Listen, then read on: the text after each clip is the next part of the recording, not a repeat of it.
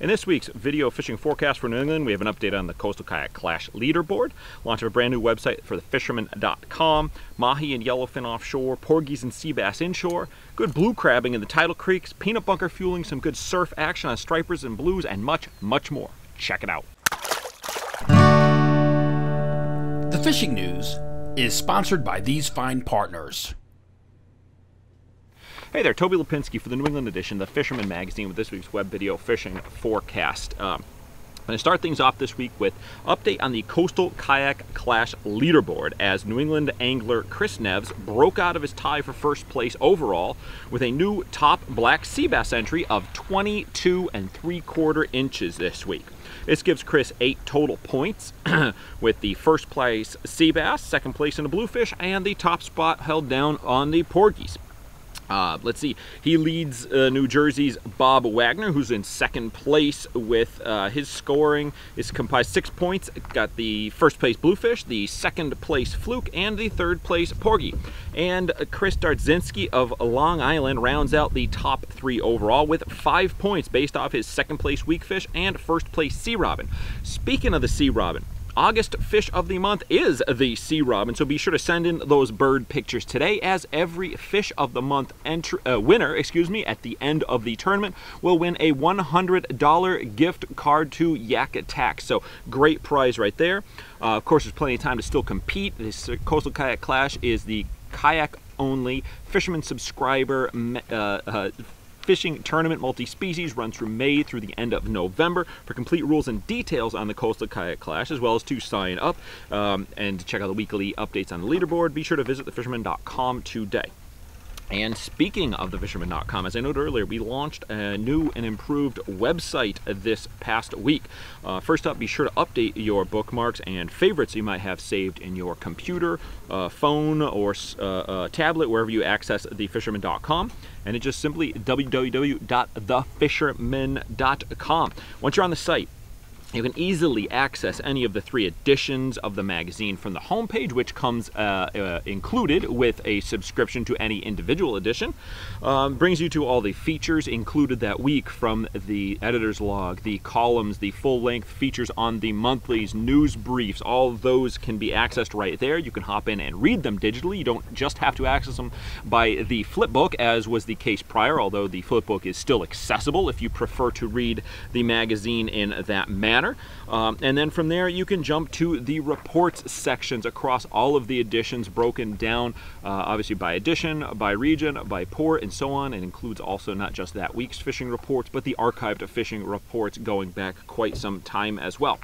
So again, it's thefisherman.com. If you run into any problems, accessing it, whether just the functionality, the features, or you're having difficulty with your user account, don't hesitate to contact our customer service. You can contact them by phone, 866-347-4836, or by way of email, info@thefisherman.com, and they will be happy to help you out.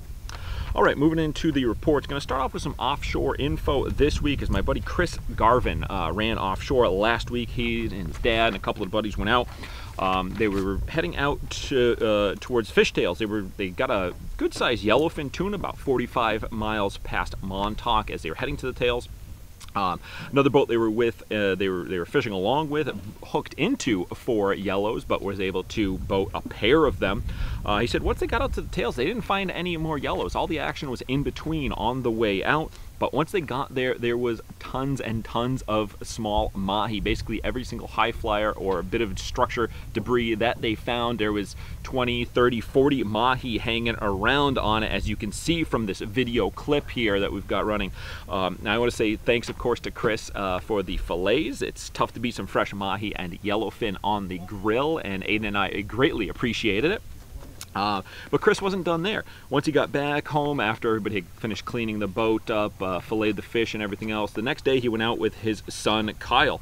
They were taking the boat back to the dock, and they decided to poke around and do a little bit of a bottom fishing. Now, Kyle's been out fishing a ton of times in the past with his dad, had a lot of fun, but he'd never caught a fish on his own, start to finish, from dropping it, baiting the hook, dropping it down, hooking, reeling it, all that. Well, Kyle knocked that off his bucket list. He got a nice porgy, got some black sea bass. Congratulations on that, Kyle. It's an awesome accomplishment, and I'm sure this is not the last we're going to see of you with some good fish going forward. Staying in Connecticut. Now, I've been hearing some mixed reports on blue crabbing lately. Actually, here at the Duck, some guys just came in. They had some, so I figured this past week I'd give it a go. So my buddy Chris Wall and I went out on Friday evening into Saturday morning. Basically hopped around a bunch of different spots that we could gain access to from shore, tidal creeks and so on here around the mouth of the Connecticut River.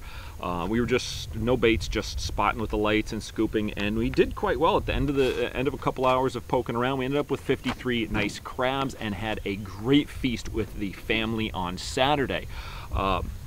The way we prepared them, just pretty simple. We cleaned them, popped the shell, washed out the internals and the gills, and steamed them with a little bit of Old Bay seasoning. Want to give a thank you to Q from River's End for lending me his pot and burner, which I didn't realize until the last minute that I didn't have of my own at this point, but got that taken care of going forward. So again, thanks a lot, Q, for hooking me up there.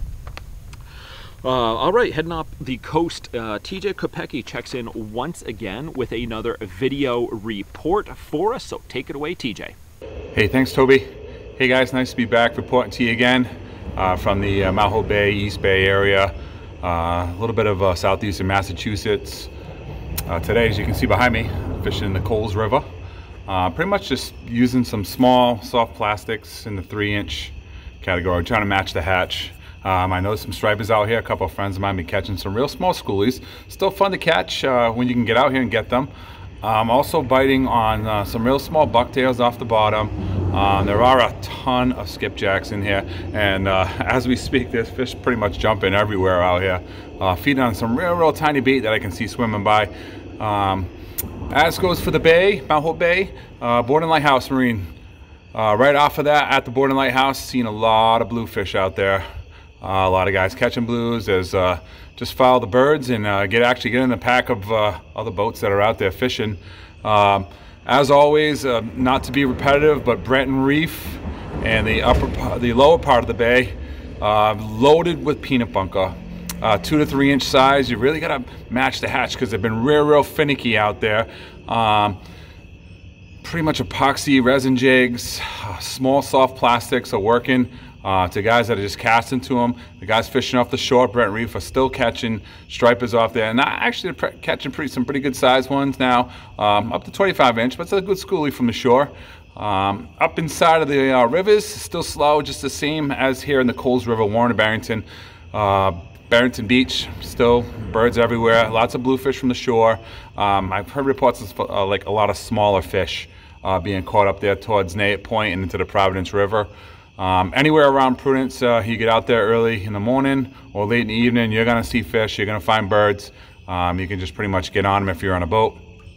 Shore anglers, I heard of a nice new spot that you can fish in Rhode Island at the Rocky Point fishing pier.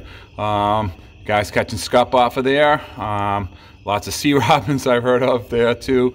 But it's a nice little spot that you can actually drive up to and park your car and get on that pier and go fishing. That's provided you by the state of Rhode Island, who built that pier just exclusively for fishing.